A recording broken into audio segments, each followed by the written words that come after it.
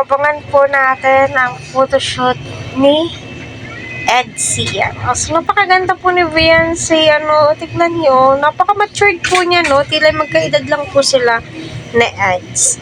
So, totoo naman po yung mga kasabihan, once na ikaw yung panganay, nakaka-matured po talaga kasi, alam mo, ikaw yung katuwang ng nanay mo sa gawaing bahay. Kumbaga, tuka-tuka, no?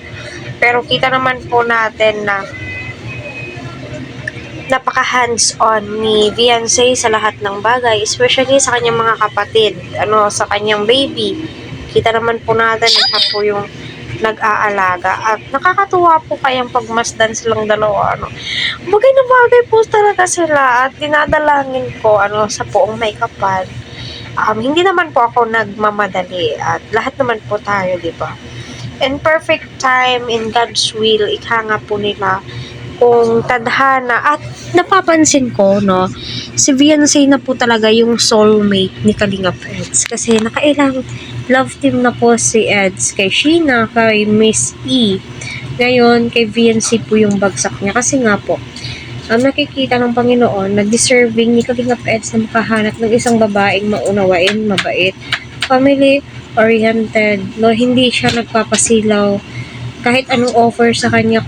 Kung baga, tinitest po siya, si Beyonce, kung masisilaw nga ba siya sa pera, sa mga mala sugar na mga sinasabi ng ibang mga sponsors, pero never mo po siyang nakitang nagpasilaw doon. So, palagay ko si Beyonce na po talaga yung soulmate ni Kalingap Edu, no? So, Ed, silang taon ka na.